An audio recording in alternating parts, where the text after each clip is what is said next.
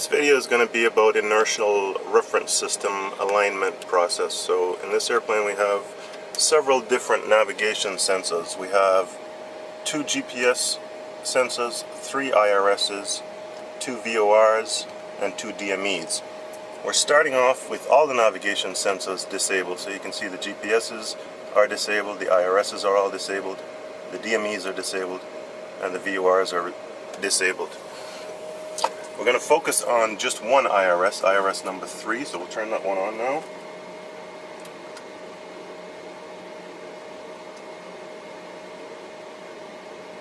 And it's going to enter its alignment process, and right away we're going to get a message saying that the IRS has not had a position entry.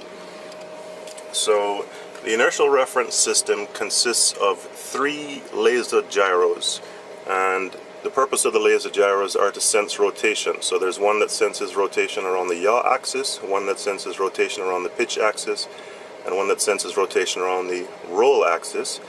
And it also has 3 accelerometers, and each one of the accelerometers is sensing acceleration along each of those axes that the laser gyros are sensing the rotation around.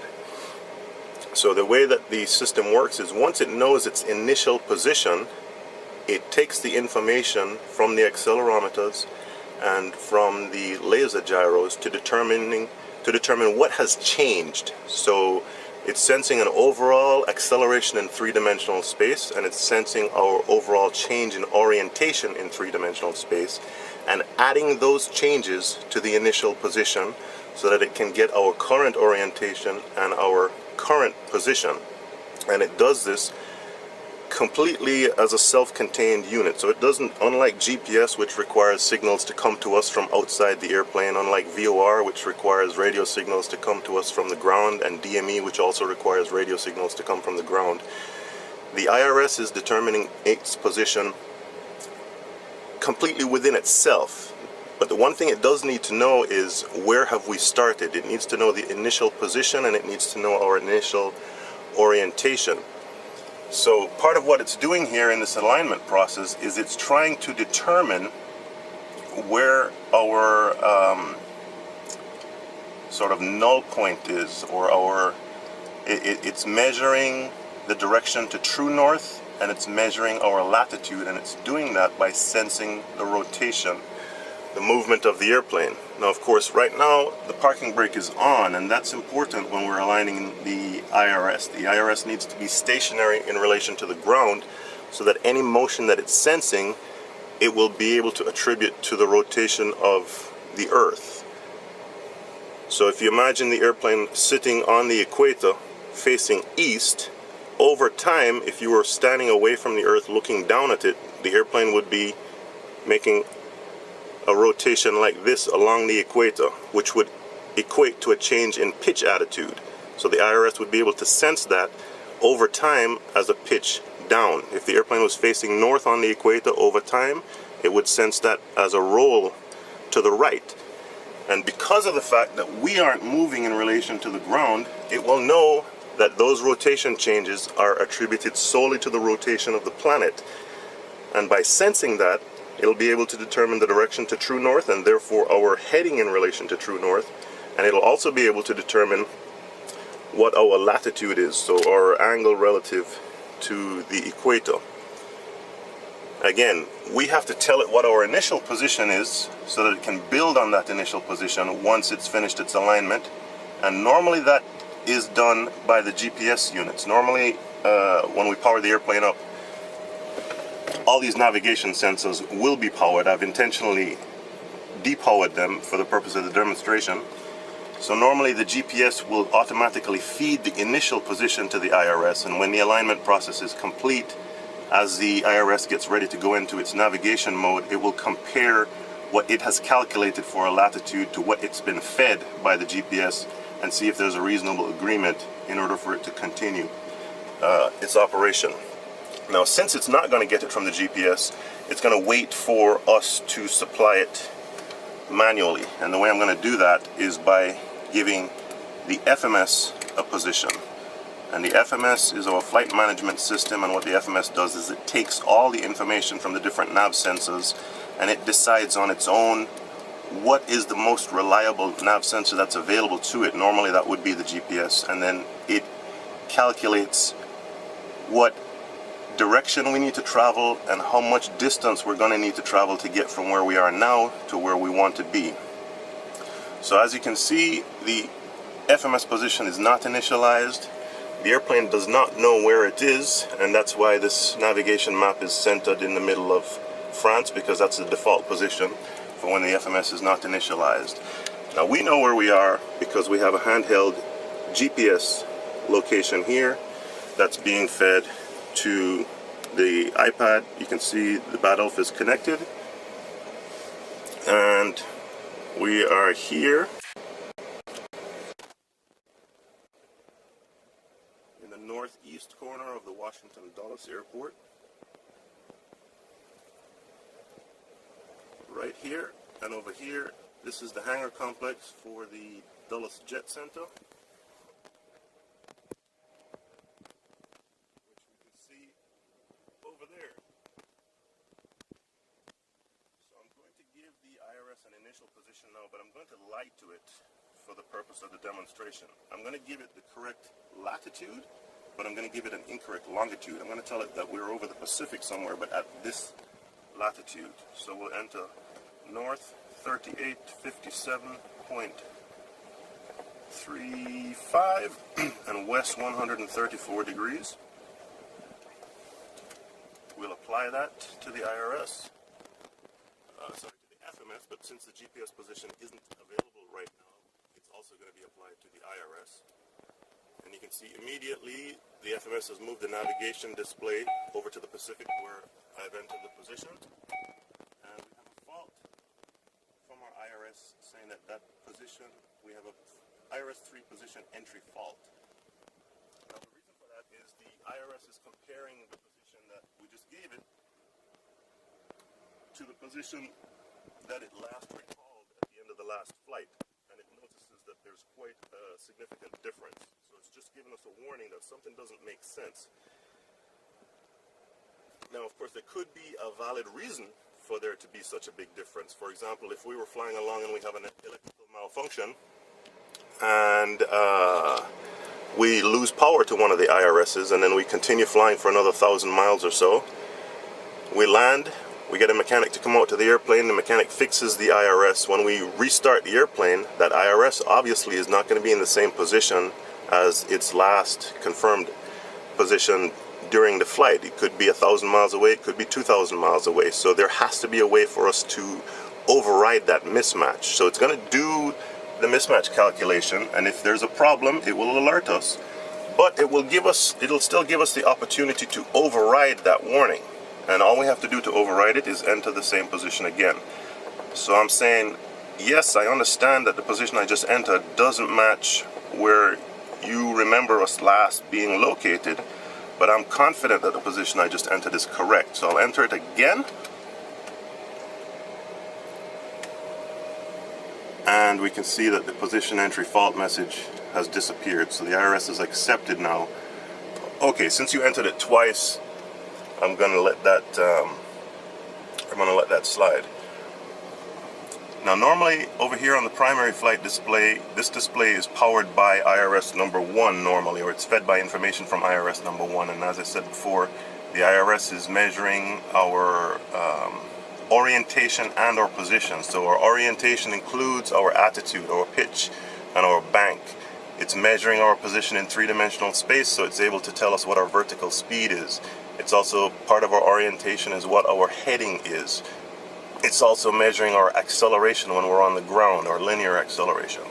So all this is flagged at the moment because this is all being driven by IRS 1, and IRS 1 at the moment is not powered.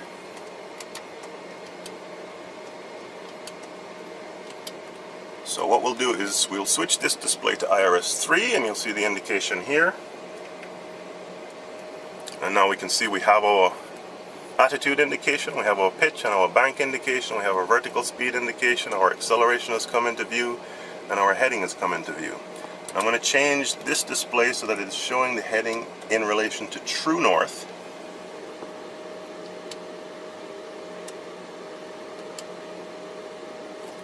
So it's now telling us that true north is this way, and we are facing 093 degrees in relation to true north, and you can see the indication there.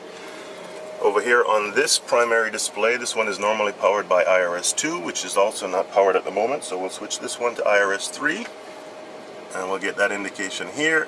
And because IRS 3 is working, we have our attitude, our vertical speed, our acceleration, and our heading. This one will leave showing the magnetic heading. So you can see here that that is showing heading in relation to magnetic north.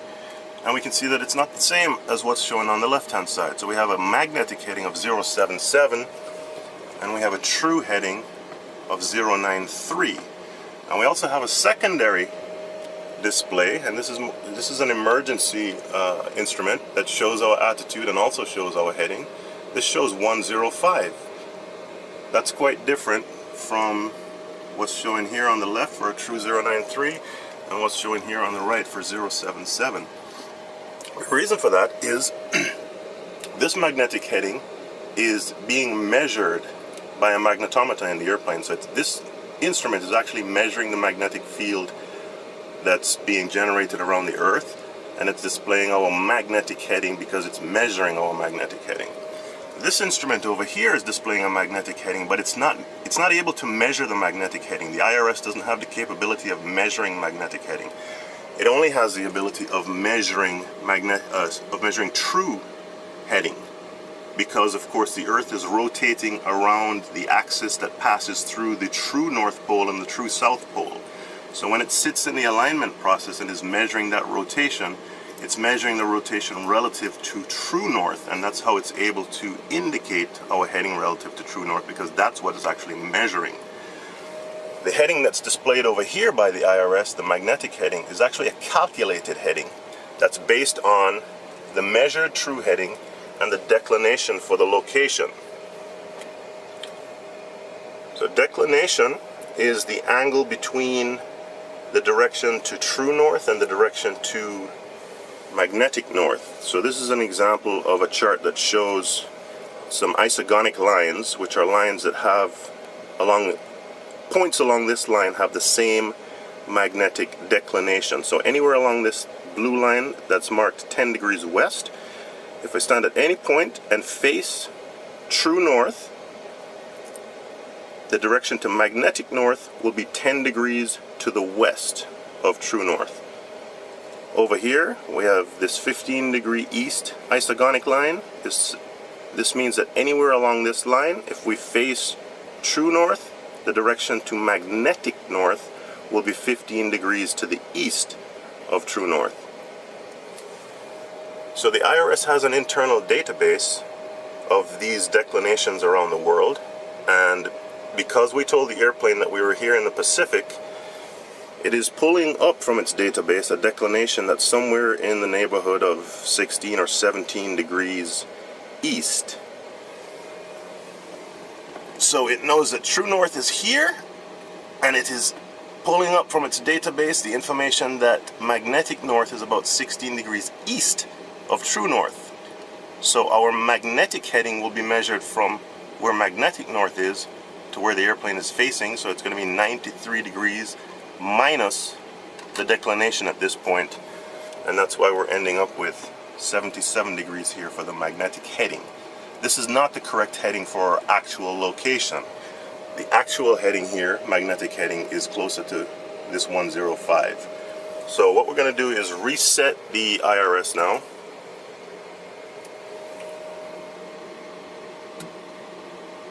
And you see immediately we lose our attitude indication, we lose our heading indication.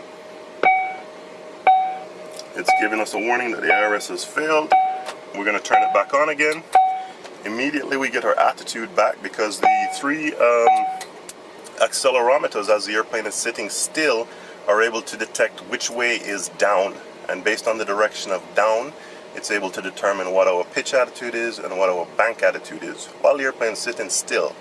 And once the airplane starts to move, of course, the movement of the airplane, whether it's turning or accelerating or decelerating, is going to have an effect on the accelerometers that will give a false indication of pitch and bank. So once the airplane begins to move, it's going to blend the information from the laser gyros that are measuring our rotation around the pitch, roll, and yaw axes to give us an accurate representation of our attitude.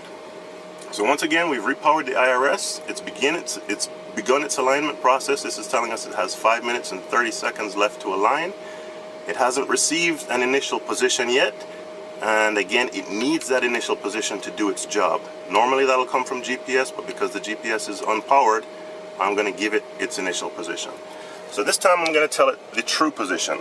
I'm going to tell it that we are at this location, and we can see what will happen with the heading, the true heading, and the mag heading.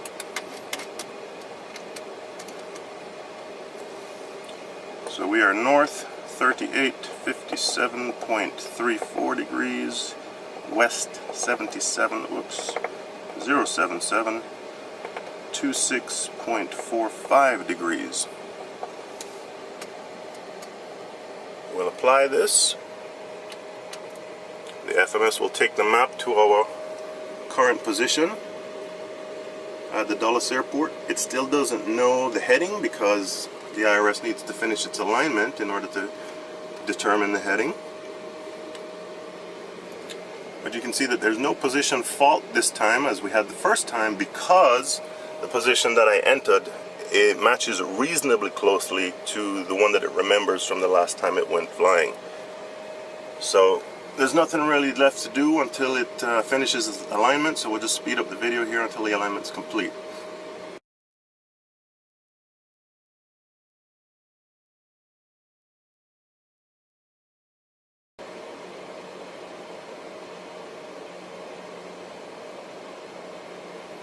Okay, alignment is complete.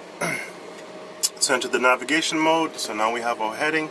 Again, our true heading 093 is exactly the same as it was in the previous test. But over here, the magnetic heading that the IRS is displaying is quite different than it was previously. On the previous test it was showing 077, but now it's showing 103, which is much closer to the magnetic heading that our magnetometer is measuring and showing on the secondary flight display. Now of course the airplane hasn't moved at all. We are still in the same location near the Dulles Jet Center, facing exactly the same direction.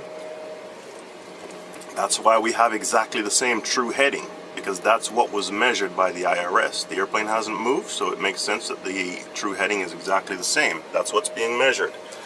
The magnetic heading, however, has changed on this instrument, the magnetic heading that's being output by the IRS, because this isn't being measured. This is being calculated.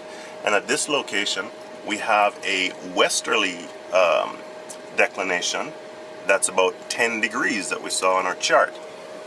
So that means that from where we are here, the direction to true north is this way. The direction to magnetic north is 10 degrees west of that. So magnetic heading is measured from magnetic north to the direction that we're facing.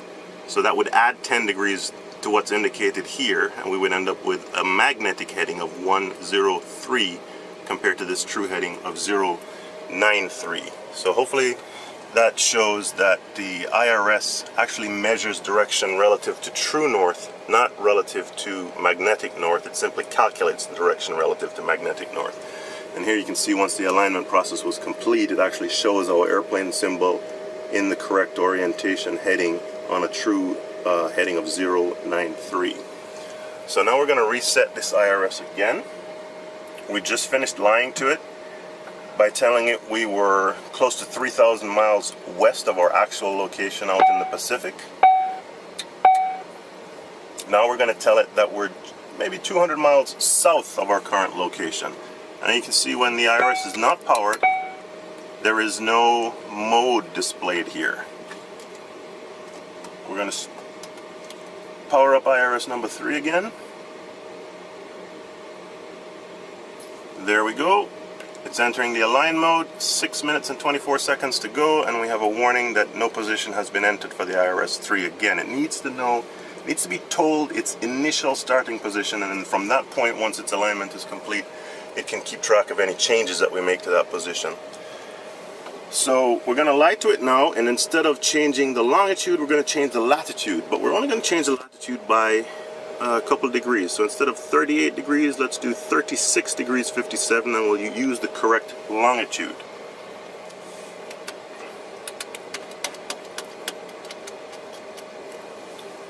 So we're going to say north 3657.34 and west 07726.46. Now when we apply this, just as we did before when we lied to it about the longitude, we can expect it to give us an error, since there's going to be a mismatch between the position we're giving it now and the position that it's remembering from its last flight. There you can see the map shifted just slightly. There you can see our message that there is a position entry fault. But as we did last time, the engineers were smart enough to know that there could be a very good reason for this position mismatch, so they gave us an out by allowing us to simply re-enter the position that we had entered before, which was 3657.34 north and 07726.46 west. When we apply that, we should expect to see the fault message go away. And there it goes. So we're telling the IRS by entering the same position twice, yes, we are absolutely sure that this is the correct position. And the IRS is saying, well, you must know better than I do. Okay, I'll go ahead and accept that now. Now the key point here is we're still in the align process, so it's still in the process of calculating its latitude. It's still sensing this very, very slow rotation. So these laser gyros are incredibly sensitive. Once the alignment process is complete and it has finished its calculation of the direction to true north and its latitude, it's going to compare that latitude to the latitude that's being shown here. If there's a mismatch, it's going to throw up another fault message, which we did not see when we lied to it and told it we were out over the Pacific. And the reason for that is we gave it an accurate latitude in that test, but a wildly incorrect longitude. Unfortunately, while it's sitting here in the alignment mode, it really has no way of calculating its longitude. And that's why we have to give it a correct starting position. So we'll speed up the video here, make it through the alignment process, and then see what happens.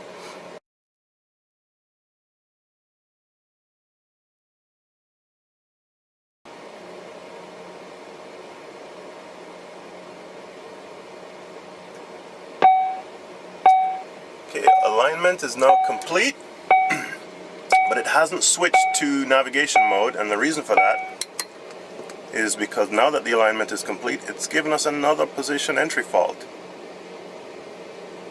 So the reason for that is, now that the alignment is complete, it's finished measuring its latitude, and it's comparing the latitude that it measured to the latitude that we entered, and it's saying, wait a minute, that doesn't match up. Are you sure? It'll give us another opportunity to enter the correct position. Now we're going to enter the same position again as we've done in the past to try to clear that message. And again, this position is just 2 degrees of latitude south of our correct location. Now when we apply this, let's see what happens. Immediately, we've lost our altitude indication. IRS 3 is now also failed, but notice that it still shows a mode. So if we look at what it looks like when IRS 2 is failed because it's off right now, and you can see that there is no mode. IRS 3 is failed for a different reason. You see the mode is being shown, so IRS 3 is still being powered. I didn't turn it off. The reason it failed this time is because I insisted on entering a position with an incorrect latitude.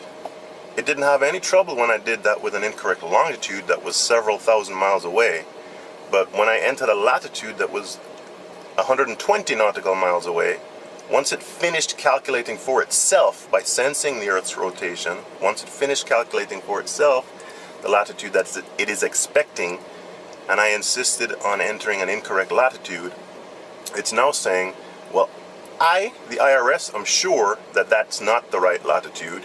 You, the pilot, seem to be very sure that it is the right latitude because you keep entering it. So I, the IRS, now have to assume that there's something wrong with me, that I'm malfunctioning because I'm not coming up with the same latitude that you, the pilot, are coming up with. So I'm going to take myself out of the available navigation sensors pool and call myself failed, because the IRS is now assuming that it must be failed if I'm so confident that our latitude is really 2 degrees away from the latitude that it's computing. It's quite different than what did when we entered an incorrect longitude. It was quite happy to accept an incorrect longitude as long as the latitude was reasonable. Now, we're going to restart this IRS and try again. So here we have it. You can see that there's a mode indicated there, so it's failed not because it doesn't have power. When I remove the power, you'll see that the mode is going to disappear. Now that's what it looks like when it's powered off. So we're going to restart IRS number 3. There we go, we've got power again. We got our attitude back immediately.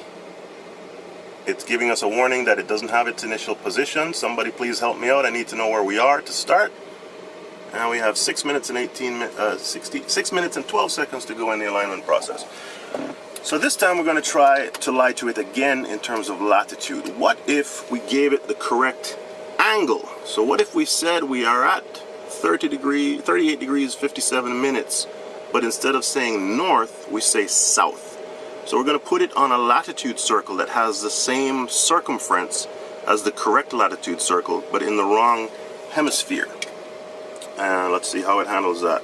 So we're going to say south 38 degrees 57 minutes and 0.34, and west 07726.47, which is the correct longitude. We're going to apply this, and we'll immediately see the map shift to South America when the FMS takes up this new position. We'll immediately see an IRS 3 position entry fault. Now this again is the entry fault because it's comparing what we just entered to what it has stored in memory for its last known position at the end of the last flight. So again, we'll try to override that warning, because as we said, the engineers recognize that there could be very valid reasons for there to be a mismatch, and they've allowed us to override it by simply entering it twice.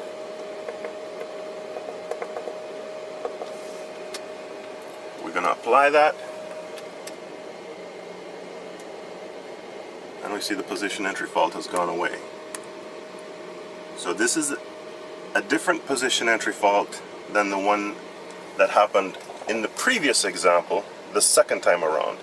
So the first time we have a position entry fault because the position we just entered doesn't match where it thinks we were the last time we finished flying,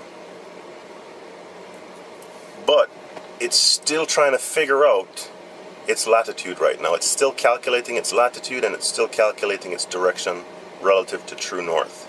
So we'll speed up the video to get through the alignment process and see what happens.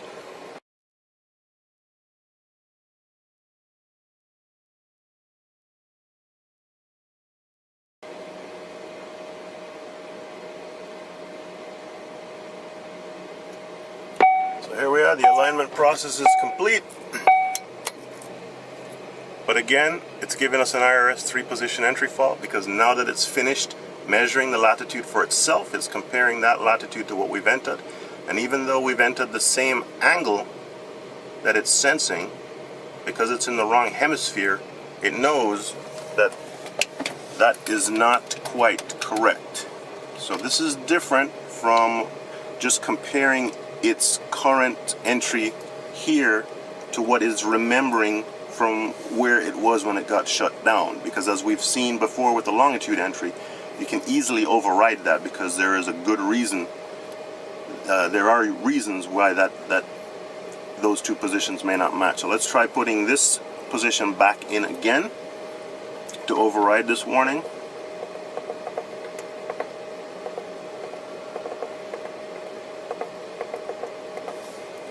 We'll apply it,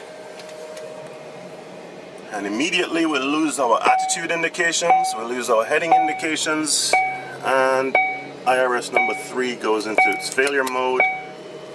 I haven't turned it off, I haven't removed the power, because you can see it still shows a mode, but it's not going to be available for use. This is what it looks like when the power has been removed. That's IRS 2. IRS 3 is failed for a different reason. The power is still there, but it's not going to allow itself to be used because I keep telling it that we are at a latitude that does not match the latitude that it measured in its alignment process. So let's try one more time. We're going to turn IRS 3 off, turn it on again. Immediately we get our attitude back. It's reminding us that, hey, somebody needs to tell me where we are to begin with so I can do my job.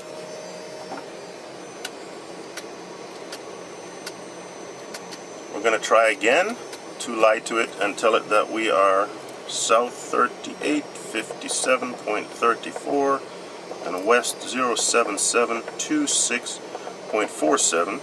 Again, this is the correct angle relative to the equator, so the circumference along this line of latitude is going to be the same as it is at our correct location, and it is the correct latitude. So we'll apply this. The map, of course, isn't going to move because it's the same position that I've given it previously. We will get a position entry fault because the position that we just entered doesn't match the IRS's last recorded correct position. But as we've seen before, they've built in a way for us to override that warning, just in case there's a good reason for there to be a mismatch. So we'll apply that. That'll take the fault away, and now we'll wait for the alignment process to complete. So we'll go ahead and speed up the video here.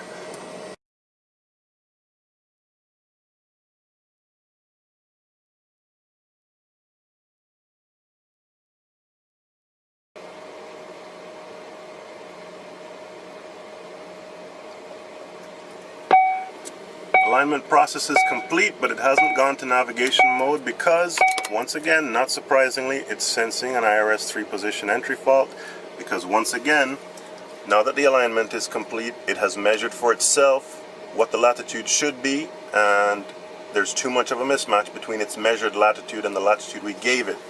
So this time, instead of trying to re-enter the same position, which we know is going to cause it to fail, let's enter the correct position.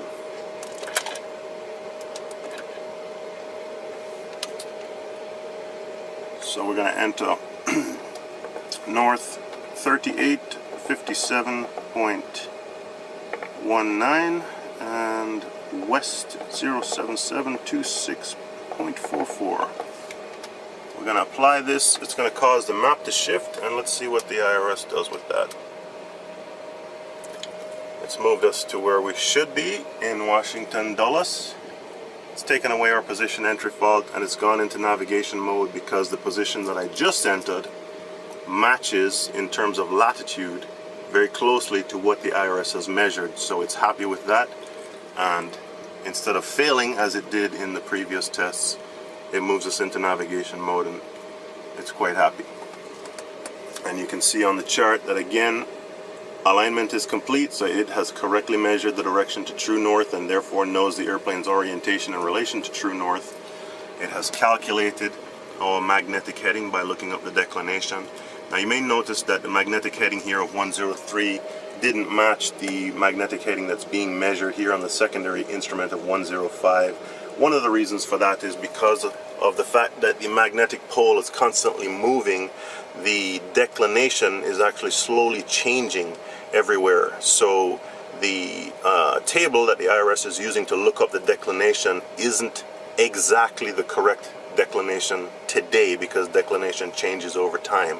So there's going to be, that's part of the reason there's going to be a slight difference between what this calculates for magnetic heading and what may actually be the perfectly accurate magnetic heading, but it's normally going to be within a degree or two of what the correct magnetic heading should be, and that small a difference doesn't really have any effect in the day-to-day operation of the airplane.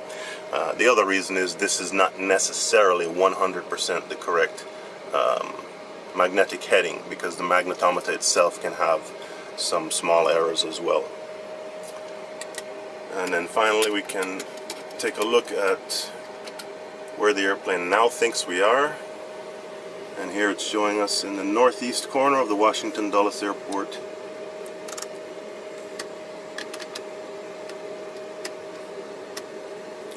And this is the Dulles Jet Center that we saw previously. Thanks for watching.